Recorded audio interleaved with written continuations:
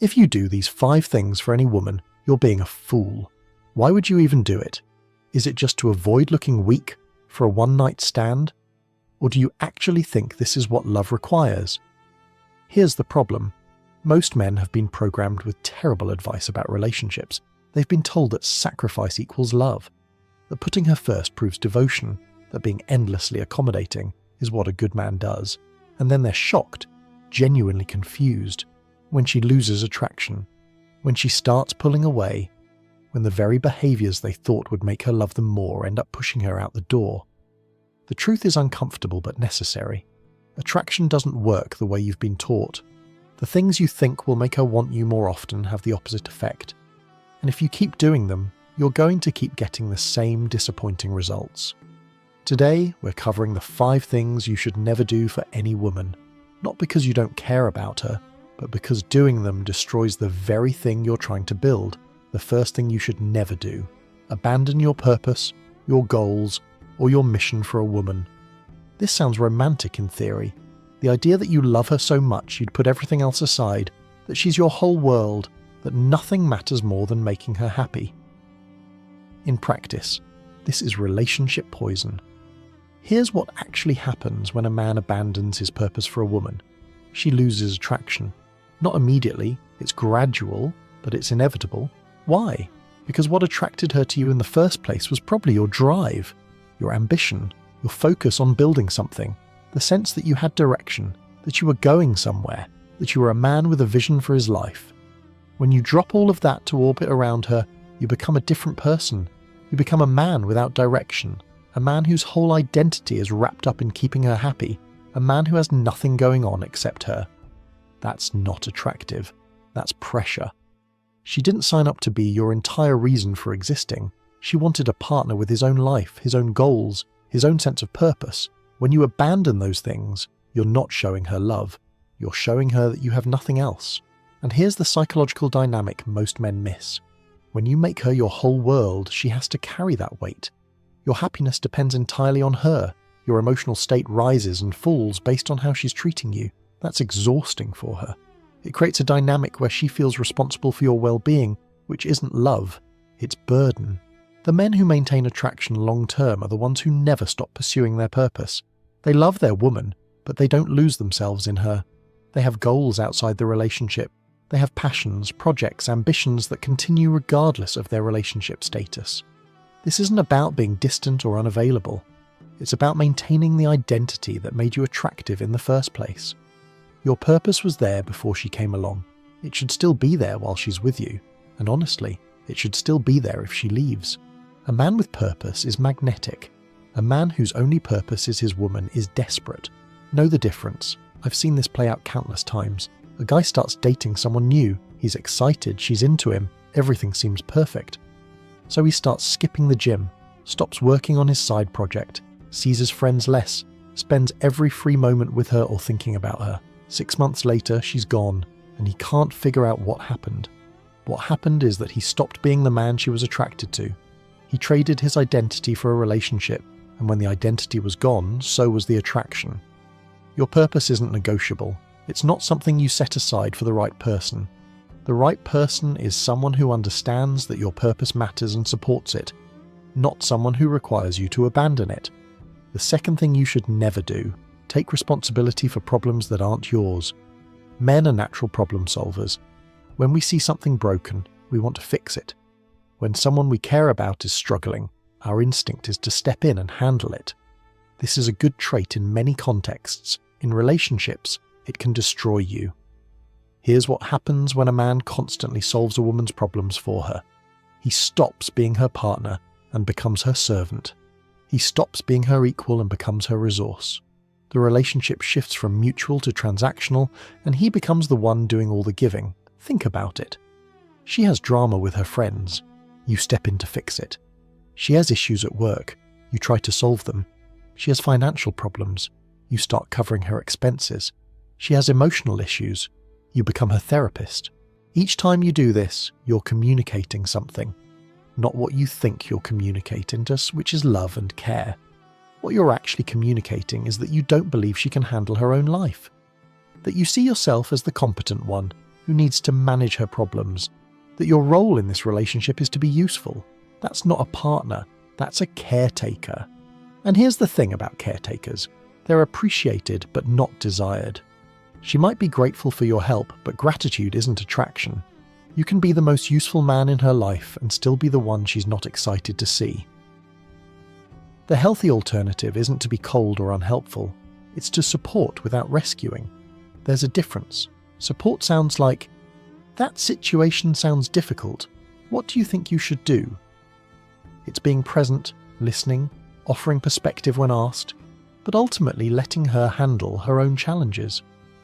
Rescuing sounds like, "Don't worry about it, I'll take care of it." It's stepping in to remove the problem so she doesn't have to face it. Support builds respect. Rescuing builds dependency. And dependency doesn't create attraction. It creates resentment, entitlement, and eventually contempt. The man she respects is the one who believes in her capability, the one who treats her like a competent adult, the one who's there for her without taking over for her. Stop trying to fix everything. Some problems are hers to solve. Let her solve them. Here's a practical example. She's stressed about a conflict at work. Your instinct is to give advice, maybe even offer to talk to someone on her behalf, maybe help her craft the perfect email response. What you should do instead, listen. Ask her what she thinks she should do. Let her vent if she needs to, and then let her handle it. She's an adult. She managed her life before you showed up. She's capable of solving her own problems. When you treat her like she needs you to rescue her, you're actually insulting her competence, even if you're doing it out of love. The man she respects and desires is the one who sees her as an equal, capable, intelligent, and able to handle her own challenges. Be that man. The third thing you should never do, chase her approval or compete for her attention. This one is subtle because it often looks like enthusiasm, like interest, like effort. But there's a line between showing interest and chasing approval, and most men cross it without realizing. Chasing approval looks like constantly checking if she's happy with you, adjusting your opinions to match hers, seeking validation through her responses, needing her to confirm that you're doing okay. Competing for attention looks like trying to outshine other guys in her orbit, getting jealous and showing it, working harder to impress her when you feel threatened, treating the relationship like a competition you need to win. Both of these behaviors communicate the same thing: insecurity. And insecurity is one of the biggest attraction killers that exists. Here's the psychology. When you chase approval, you're signaling that your sense of self depends on her opinion. You need her to validate you. Your emotional state is controlled by how she treats you. That's not attractive because it puts her in the position of managing your self-esteem. That's not her job. When you compete for attention, you're signaling that you don't believe you're enough on your own. You need to outperform other men to deserve her. You're not secure in what you bring to the table. That's not attractive because it shows you don't value yourself. So why should she? The man who maintains attraction is emotionally self-sufficient. His sense of worth doesn't depend on her validation. He's interested in her, but he doesn't need her approval to feel okay about himself. He's not competing because he's not worried about the competition. He knows what he brings. He knows his value. If she doesn't see it, that's information, not a crisis. This doesn't mean being arrogant or dismissive. It means being grounded, secure, present without being desperate, interested without being needy. The paradox is that when you stop chasing her approval, she becomes more interested in giving it. When you stop competing for her attention, you naturally become more attractive. Scarcity creates value. Self-assurance creates attraction. Let her see you as the prize, not because you tell her you're the prize. That's just words. Because you actually believe it, and your behavior reflects that belief. Think about the men you've seen who are naturally attractive to women. They're not constantly performing. They're not trying to impress. They're not monitoring reactions to see if they're doing okay. They're just themselves, comfortable, grounded. That comfort comes from internal validation. They know who they are. They know what they're worth. They don't need a woman's reaction to confirm it. When you chase approval, you're outsourcing your self-worth. You're saying, "Tell me I'm okay." That's a child looking to a parent for validation. It's not a man standing in his own value. Build yourself to the point where you don't need approval. Get your life in order. Achieve things you're proud of. Develop skills and qualities that you respect in yourself. When your sense of worth comes from within, you stop chasing external validation, and that's when you become truly attractive. The fourth thing you should never do: overinvest before she's earned it. This is where so many men go wrong. They meet someone they like, they feel chemistry, and immediately they go all in. Grand gestures, expensive dates, constant availability, declarations of feeling, future planning after 3 dates. It feels romantic. It feels like you're showing her how serious you are, how much you care, how different you are from the other guys who played games with her. What it actually does is kill attraction. Here's why. Attraction requires mystery. It requires uncertainty. It requires her to wonder a little bit about where she stands, how you feel, whether she's got you locked down. When you overinvest early, you remove all of that. She knows exactly where she stands. She knows you're completely into her. She knows she's got you. And while that might seem like it should make her feel secure and happy, it actually removes the tension that creates attraction. Think about it from her perspective. If you're going this hard after barely knowing her, what does that say? It says you're desperate. It says your standards are low. It says you'd probably do this for anyone who gave you a chance. None of those conclusions are attractive. There's also a value dynamic at play. Things that are freely given aren't valued the way things that are earned are. When you give too much too fast, she didn't have to work for your investment. It was just handed to her. And psychologically, we don't value what we didn't earn. The healthier approach is matching energy. She invests, you reciprocate. She shows interest, you show interest. She earns more access to your time, attention, and resources as she demonstrates that she's worth the investment. This isn't about playing games or manipulating her. It's about having standards. It's about recognizing that your time, energy, and affection have value, and they should be given to people who demonstrate they deserve them, not thrown at anyone who happens to show up. Early in a relationship, you don't know if she's worth the investment. You're still learning who she is. Acting like she's already earned everything is dishonest.